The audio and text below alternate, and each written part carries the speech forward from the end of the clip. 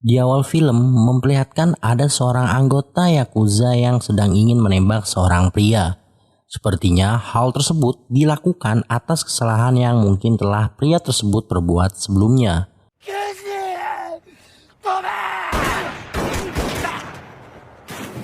Kemudian scene beralih di sebuah sekolahan, di mana sekolahan tersebut nampak terlihat semrawut.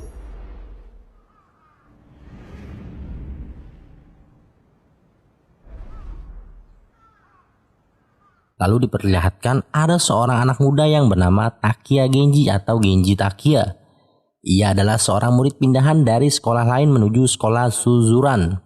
Setelah itu, Genji melihat ke sebuah dinding sekolah yang tertulis sebuah nama Raja Suzuran atau Tamao Serizawa.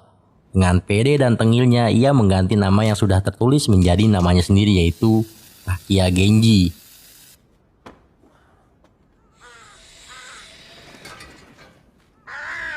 Lalu scene beralih di dalam sebuah gedung aula sekolahan, yang dimana sepertinya siswa kelas 1 sedang melangsungkan sebuah acara pidato di sana.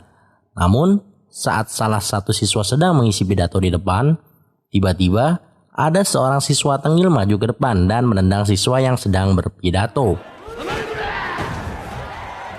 Lalu bocah tengil tersebut mengatakan bahwa di sekolah Suzuran ini lelaki ditentukan oleh tampolannya, sambil mengatakan kembali dialah orang yang akan merubah semuanya. Setelah selesai nyerocos, tiba-tiba dari kejauhan ada yang meneriakinya, "Jangan lebay kepala cumi, hahaha." Kemudian terjadilah keributan yang dimana si kepala cumi atau bocah tengil dihajar dengan mudahnya oleh salah satu geng yang sama-sama masih kelas 1.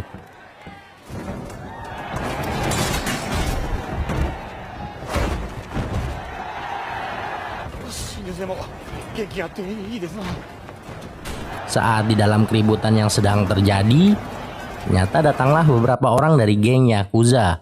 Sontak para siswa yang mengetahuinya, di sana mereka langsung bergegas melihat keluar. Kemudian salah satu anggota dari Yakuza menanyakan kepada para siswa kelas 1 tentang di mana keberadaannya Tamao Serizawa. Karena Serizawa telah membuat rekan seanggotanya masuk ke dalam rumah sakit, namun tak direspon sama sekali oleh para siswa. Saat lagi sangar-sangarnya doi menggertak sambil memegang 2 buah stik, dengan konyolnya teman-temannya malah menyuruhnya pergi ke warung untuk membeli sebuah minuman. Seolah-olah teman-temannya menyepelekan si manusia sok sangar ini. Setelah itu, para geng Yakuza malah bertemu dengan Genji yang sedang berjalan santuy dan beranggapan bahwa Genji adalah Serizawa, orang yang sedang mereka cari. Dengan nyantainya, Genji berhasil menghajar semua para geng Yakuza dengan tampolan mautnya.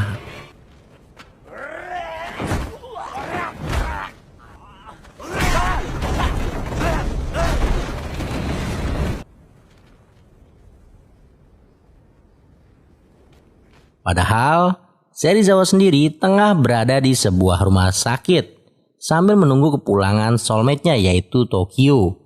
Di sana Serizawa meminjam motornya Tokyo. Namun faktanya Serizawa tidak bisa mengendarai motor.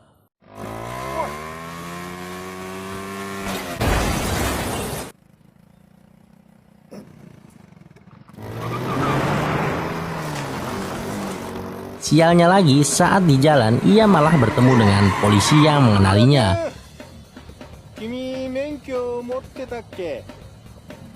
Lantas polisi tersebut langsung mengejarnya dan terjadilah aksi kejar-kejaran secara brutal antara polisi yang berusaha menangkap Serizawa hingga menyebabkan kerusakan dan kekacauan di beberapa tempat umum.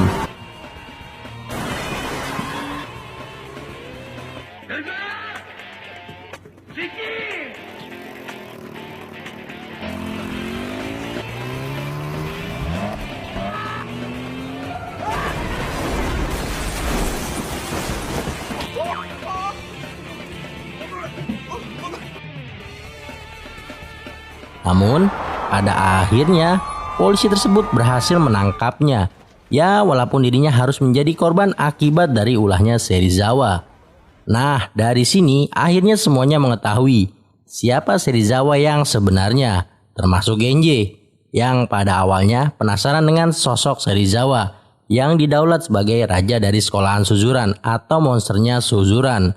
Setelah itu, Serizawa dibawa oleh para polisi masuk ke dalam mobilnya sambil bertatapan dengan Genji. Kemudian scene beralih di kediamannya Genji. Di sana ia mengatakan kepada ayahnya yang tak lain adalah seorang big boss dari geng Yakuza bahwa tujuan dirinya pindah ke sekolah Suzuran di tahun ketiganya hanya untuk menguasai sekolahan di sana dengan menaklukkan semua jeger-jeger yang ada di sekolahan tersebut. Karena itulah syarat dari sang ayah jika ia ingin mengambil alih semua bisnis yang dimiliki olehnya, menggantikan sang ayah menjadi pimpinan dari geng Yakuza di kemudian hari nanti. Lalu scene beralih di atas gedung sekolahan. Serizawa dan kawan-kawan yang tengah asik bermain, secara tiba-tiba Genji datang sambil mengacaukan semuanya. Di sana Genji langsung menantang Serizawa ribut. Namun Tokyo mengatakan kepadanya, jika Genji ingin bertarung dengan Serizawa, ia terlebih dahulu harus mengalahkan pentolan anak kelas 2 yaitu Rindamen. Saat setelah itu, datanglah pentolan anak kelas 2B yaitu Mikami Brothers yang secara tengil langsung menantang ribut Serizawa dengan menampolnya terlebih dahulu. Namun tampolannya tidak berpengaruh apa-apa buat Serizawa. Kemudian tanpa banyak ngoceh, ia langsung menghajar Mikami Brothers hingga ngejoprak kelelengan. Di sisi lain, Genji yang penasaran siapa sih Rindamen. Lantas ia bertanya dengan beberapa murid anak kelas 2. Mereka menjelaskan kepadanya bahwa Rindamen pernah mengalahkan 10 hingga 50 orang sekaligus sampai masuk rumah sakit. Bahkan sampai ada yang mutiar juga. Namun ketika mereka sedang membicarakannya, tiba-tiba Rindamen pun datang di antara mereka semua. Yang lain pun ngacir karena ketakutan melihat postur tubuh tinggi besar dari seorang Rindamen. Genji pun sedikit agak ngeper melihat sosok darinya. Namun untungnya Rindamen sosok murid yang pendiam dan dingin. Jadi ia mengabaikan Genji dan meninggalkannya. Sesaat setelah itu datanglah pria kocak tadi menghampiri Genji sambil petantang-petenteng ingin menghajarnya karena Doi mengira Genji adalah Serizawa. Doi itu ketinggalan info karena tadi disuruh belanja ke warung sama teman-temannya. Namun pada kenyataannya Doi kena hantam di bagian perutnya oleh Genji dan kelojotan kesakitan. Haha. Akhirnya ia mengajak Genji ke sebuah base camp dan mengenalkan dirinya yang bernama Ken. Di sana ia bercerita bahwa dirinya juga alumni sekolahan Suzuran dan mengaku pernah menjadi seseorang ketua pada zamannya. Genji percaya saja dengan semua ucapannya dan meminta agar ia dibantu supaya bisa menguasai Suzuran. Dikarenakan memang Genji sendiri adalah anak baru yang belum mengetahui apa-apa mengenai Suzuran. Akhirnya Ken bersedia membantu Genji, dimulai dari menguasai anak kelas 1 atau kelasnya sendiri. Sambil membaca sebuah catatan kecil, Genji mulai menjalankan arahannya dari Ken. Dengan diawali, ia menuju ke salah satu kelas sambil mengatakan, "Siapakah pentolan di kelas ini?" Lalu seorang pria langsung menjawabnya, "Gue pentolannya, kenapa lo?" Tanpa basa-basi, Genji langsung hajarnya hingga ngejoprak.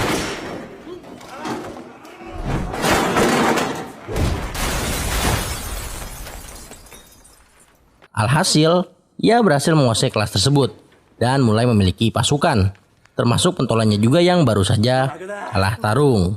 Misi pertama pun sukses. Setelah itu, Yuta menjelaskan seluk-beluk tentang tingkatan kekuasaan yang ada di dalam Suzuran. Di sana ia mengatakan bahwa kelas 1 dikuasai oleh Ebizuka High Trio.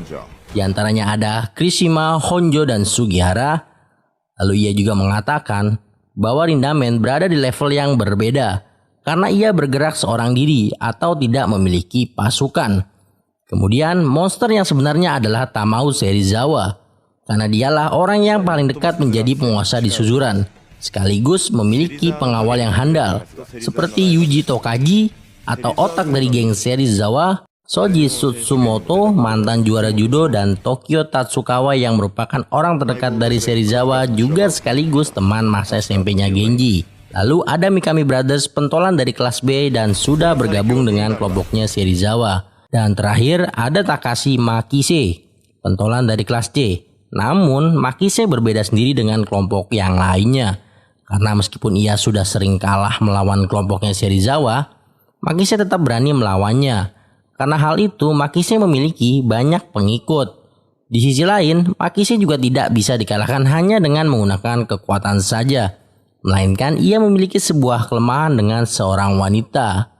Lalu Genji, Ken, dan Chuta menyusun rencana mencarikan seorang wanita untuk dicomblangin dengan Makise. Singkat cerita, akhirnya mereka bertiga berhasil mengundang Makise datang ke sebuah pesta kencan di sebuah kafe. Di sana terlihat jelas bahwa Makise sangat grogi saat para wanita sudah datang dengan bertingkah laku rada-rada aneh tapi bikin jijik. Haha. Lalu di sana ia juga tak sengaja berkata bahwa dirinya terkadang muncrat tanpa melakukan apapun. Edi parah tuh. Setelah itu Ken yang mengetahui bahwa Makise sedang mengalami grogi akut, lantas ia coba mencairkan suasana dengan mengalihkan perhatian daripada wanita tersebut untuk duduk dan minum bersama. Saat yang lain sedang mengobrol, ternyata Makise naksir kepada salah satu wanita yang bernama Kyoko. Namun sepertinya Kyoko agak takut kepadanya karena melihat tingkah laku aneh dari Makise. Itu kok muknya Makise sampai becek banget begitu modelnya. Hahai. Berhubung situasi makin tidak kondusif, akhirnya Ken menjalankan sebuah plan B dengan ia memainkan kedipan mata kepada Chuta dan juga Makise. Di sana Chuta berpura-pura sebagai orang jahat yang menggoda Kyoko. Tak lama Makise langsung merespon hal tersebut dengan berpura-pura ingin menolong dan menjadi pahlawan untuknya. Namun semua rencana mereka buyar dikarenakan secara tiba-tiba Ruka langsung menusuk batok kepalanya Chuta menggunakan sebuah garpu. Ditambah lagi Ken dan Makise yang secara tidak sengaja keceplosan menyebut namanya Chuta yang tengah merintih kesakitan. Akhirnya ketahuan semua deh rencana mereka bertiga. Di sisi lain, Ruka langsung mengajak semua teman-temannya pergi dari tempat tersebut. Lalu beberapa saat setelah rencana mereka gagal total, gak tahu kenapa Genji nangis sambil menampakkan wajah yang begitu kesal. Sementara itu Ken juga meminta maaf kepada Makise atas kejadian sebelumnya di kafe. Tapi anehnya saat Ken tiba-tiba mengatakan tukang urut, secara spontan Makise langsung meresponnya dengan serius.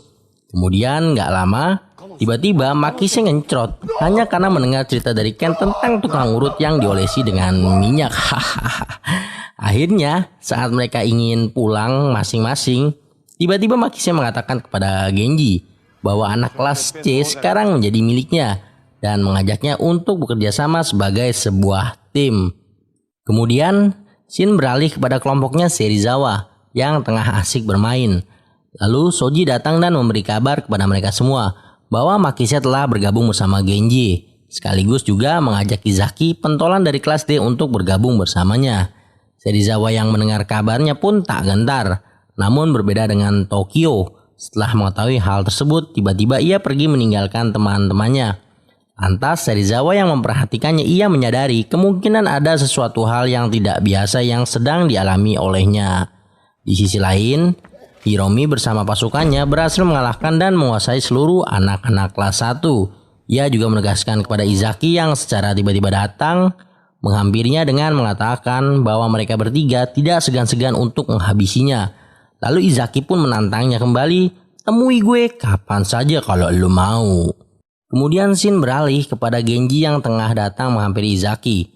Di sana ia bertanya kepadanya, apa lu mau join sama geng gue bro? Izaki pun menjawabnya bahwa ia bersedia gabung tetapi dengan satu syarat, melainkan dirinya yang akan melawan Serizawa, bukan Genji. Setelah itu tiba-tiba seluruh pasukannya datang. Ternyata Izaki sengaja menjebaknya. Kemudian terjadilah perkelahian yang dimana Genji dikeroyok oleh seluruh pasukannya Izaki. Namun hebatnya, Genji bisa menandinginya walaupun hanya seorang diri.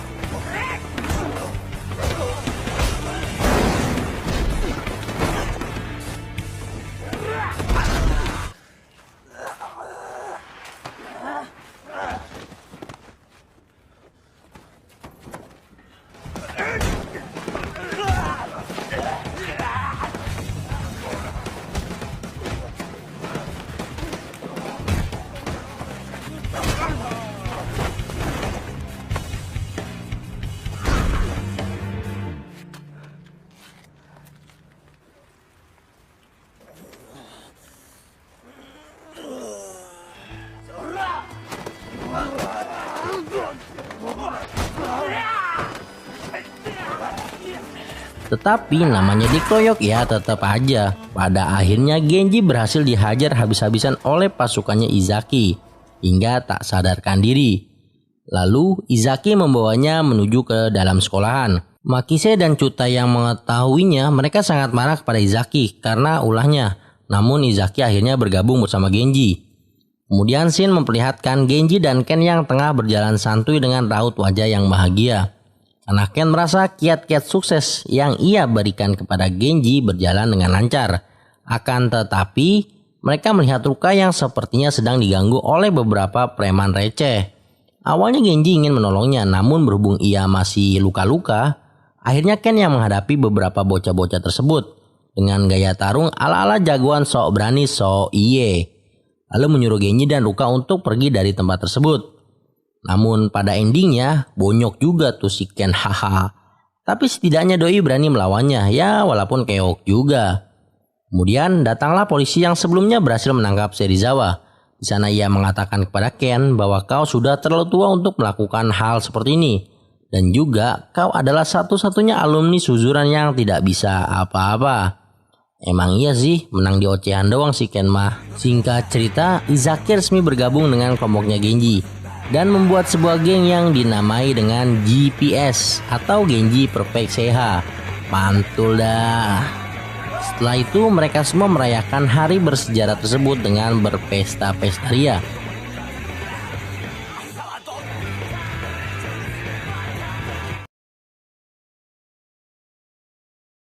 Sementara itu dari kejauhan Ken pun tersenyum bahagia karena ia telah berhasil membantu Genji memiliki sebuah pasukan yang notabene di awal Genji hanya seorang diri. Di sisi lain, Serizawa agak sewot karena mengetahui Genji telah berhasil memiliki sebuah pasukan dan itu bisa mengancam posisinya untuk menjadi Raja Suzuran. Tokaji yang menjadi otak dari gengnya Serizawa, ia menjalankan sebuah rencana licik dengan memanggil semua pasukannya dan mengeroyok Izaki yang hanya seorang diri. Beberapa saat setelah pengeroyokan tersebut, secara kebetulan Genji bersama pasukannya melihat Izaki yang sudah tergantung di bawah sebuah gapura dengan kondisi luka-luka. Di sana Genji merasa sangat emosi dan marah. Ia coba ingin langsung mendatangi gengnya Serizawa. Namun Makise menahannya karena jika ia menyerangnya sekarang kita mungkin bisa kalah. Karena pasukannya Serizawa masih lebih unggul dari pasukan miliknya sendiri. Kemudian pada malam harinya Genji dan Makise santai di sebuah bar sambil menenangkan dirinya. Namun secara kebetulan tiba-tiba Tokyo dan Serizawa mengunjungi ke tempat yang sama. Genji yang mengetahuinya di sana ia langsung emosi dan coba ingin menyerang Tokyo. Akan tetapi Serizawa berhasil menahannya. Lalu Genji mengatakan kepadanya, "Lu kan yang royok Izaki, temen gue." Dengan tampang begonan polos, Serizawa pun bingung dengan maksud dari perkataannya Genji karena ia merasa tak melakukannya. Saat Genji mengajaknya untuk keluar dari bar, secara tiba-tiba Tokyo mengalami kejang-kejang hingga terjatuh dan pingsan. Serizawa pun panik dengan kondisi yang dialami oleh Tokyo. Kemudian ia langsung membawanya ke rumah sakit. Saat sedang di rumah sakit, sambil memandangi Tokyo yang tengah koma, di sana ia teringat dengan pembicaraan antara Tokyo dan dokter sebelumnya yang secara tidak sengaja ia mendengarnya. Bahwa dokter mengatakan kepada Tokyo ia harus memberitahu orang tuanya sebelum melakukan operasi. Namun Tokyo pun meminta agar tak perlu memberitahu kepada orang tuanya dan tetap menyuruhnya agar segera menjalankan operasinya. Walaupun menurut analisa dari dokter, kemungkinan tingkat keberhasilan dalam operasinya hanya 30%, Tokyo bisa selamat. Oh iya, Tokyo ini mengalami penyakit kanker otak stadium lanjut. Di keesokan harinya, Genji yang stres dan frustasi, akhirnya ia membabi buta dengan menghajar beberapa anak yang ada di Suzuran. Ia melakukan hal tersebut karena dirinya ingin menambah pasukannya untuk bertarung melawan Serizawa yang notabene memiliki pasukan yang banyak juga. Namun Makise tidak setuju dengan caranya Genji yang brutal tersebut dalam menambah skuadnya. Kemudian ditambah lagi, Chuta yang baru saja dikalahkan oleh Tokaji bersama pasukannya, membuat Genji makin merasa sangat emosi dan marah. Namun Makise mempertanyakan kepada Genji, "Kenapa lu jadi liar banget sih bro?" Lalu ia juga menegaskan kembali, "Kalau lu masih begini, sorry bro, gue gak bisa ikut sama lu lagi." Makise pun pergi. Kemudian Genji curcol kepada Ken bahwa ia berniat mundur saja menjadi ketua GPS. Namun Ken meyakinkannya bahwa kau harus tetap maju dan melanjutkan impianku. Jadilah lelaki dan jangan jadi pengecut. Setelah itu Genji juga mengatakan bahwa ia datang ke Suzuran hanya untuk menandingi orang tuanya yang sebagai seorang big boss dari Yakuza Ryuseikai. Di sana Ken menyadari bahwa Genji adalah anaknya Hideo, seorang bos Yakuza. Lalu scene beralih pada Tokaji dan Mikami Brothers. Di sana mereka sedang menyusun sebuah rencana untuk mengalahkan GPS tanpa sepengetahuannya Serizawa. Dengan cara mereka menculik Ryuka melalui bantuan dari geng Bando. Karena Tokaji mengetahui bahwa geng tersebut ingin melengsarkan ketuanya dan sedang membutuhkan pasukan tambahan. Karena itu jika mereka membantu Tokaji, maka ia pun sebaliknya akan membantunya kembali. Intinya saling menguntungkan. Lalu scene beralih kepada Ken yang tengah berbicara dengan bosnya. Di sana ia mendapat sebuah tugas berat, yaitu harus membunuh Genji. Di mana Genji adalah seorang pewaris dari geng Yakuza Ryuseikai. Atau tak lain bokapnya Genji adalah saingan dari bosnya Ken sendiri. Kemudian Ken menuju rumahnya Genji untuk menemui bokapnya. Di sana Ken mengatakan kepada bokapnya bahwa dirinya telah disuruh oleh bosnya sendiri untuk membunuh Genji anaknya. Namun respon dari bokapnya biasa saja. Lalu sebelum pergi, Ken menitipkan sebuah surat kepada bokapnya untuk Genji. Kemudian scene beralih kepada Genji. Di sana ia mendapat sebuah telepon dari Ruka yang mengabarkan bahwa dirinya dan juga teman-temannya telah diculik oleh sebuah geng motor yang mengenakan jaket bersimbol tengkorak. Setelah itu Genji bersama pasukannya langsung bergegas pergi menuju ke sebuah gudang tempat di mana mereka menculik Ruka dan teman-temannya. Lalu setelah sesampainya di sana, pertarungan pun dimulai, yang dimana kelompoknya Genji berhasil mengalahkan sebagian pasukan dari geng Bando.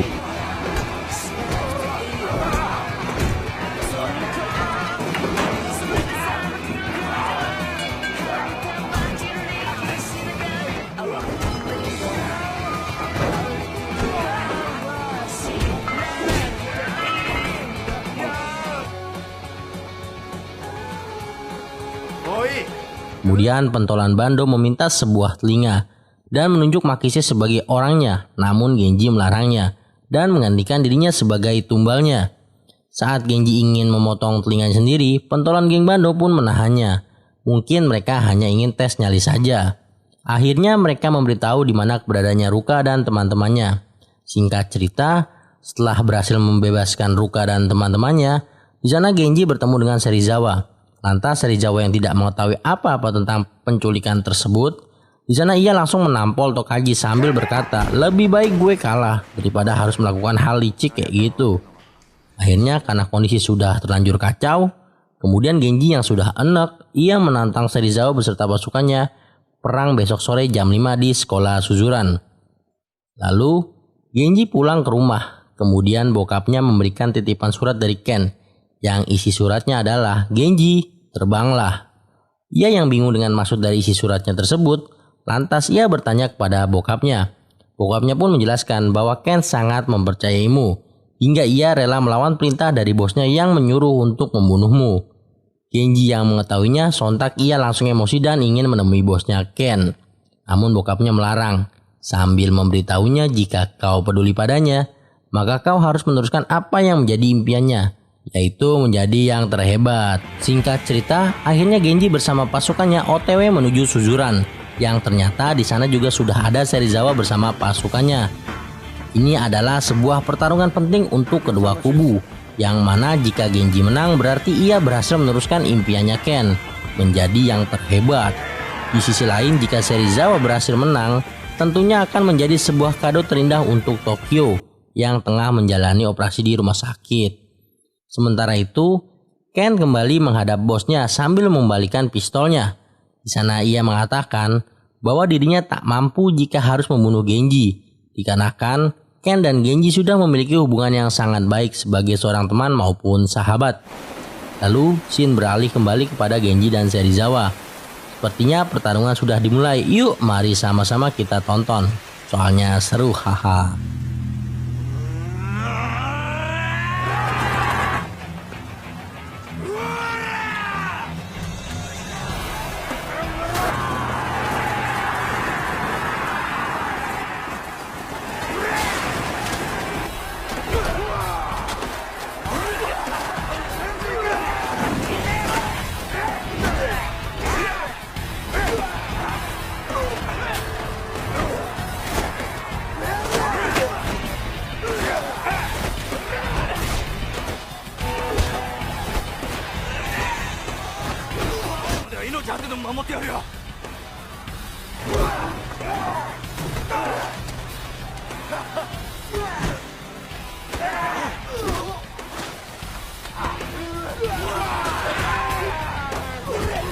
Namun sepertinya kelompoknya Genji kewalahan menghadapi kelompoknya Serizawa, karena memang pasukannya Serizawa lebih unggul dari segi jumlah. Terlihat jelas saat Serizawa dan beberapa pasukannya bisa ngasok dulu sejenak, sementara Genji dan pasukannya masih sibuk menghadapi pasukannya Serizawa. Akan tetapi, secara tiba-tiba kelompok Bando pun datang. Lalu secara sukarela mereka membantu Genji untuk mengalahkan Serizawa beserta pasukannya.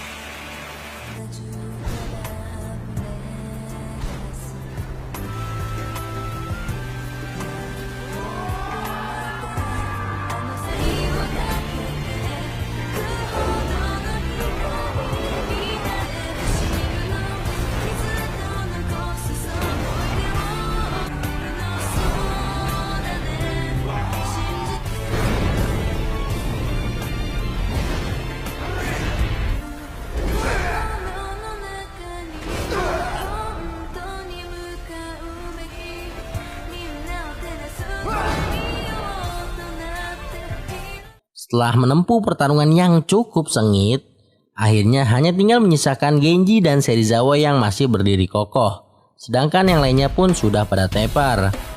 Kemudian pertarungan yang sebenarnya baru saja dimulai antara Genji versus Serizawa. Selamat menyaksikan.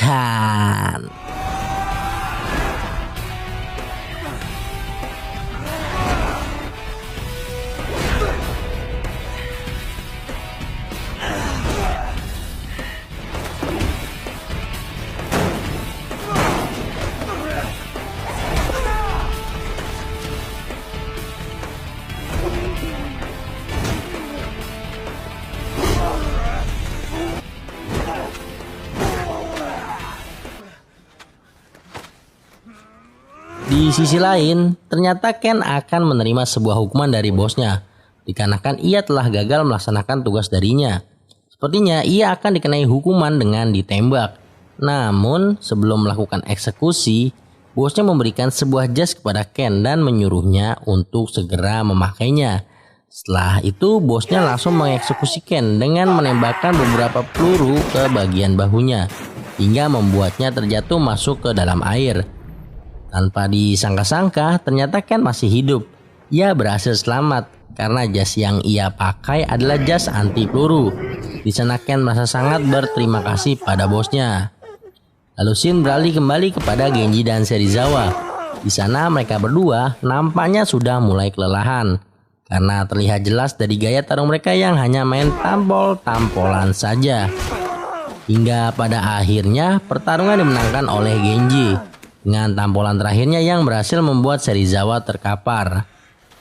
Kemudian beberapa saat setelah pertarungan berakhir, Serizawa menerima sebuah telepon dari pihak rumah sakit yang mengabarkan bahwa Tokyo telah selesai menjalankan operasinya dan berhasil selamat. Singkat cerita, di keesokan harinya Genji yang tengah menghisap sebat seudut, di sana ia bertemu dengan Serizawa dan Tokyo yang memberikannya sebuah senyuman hangat.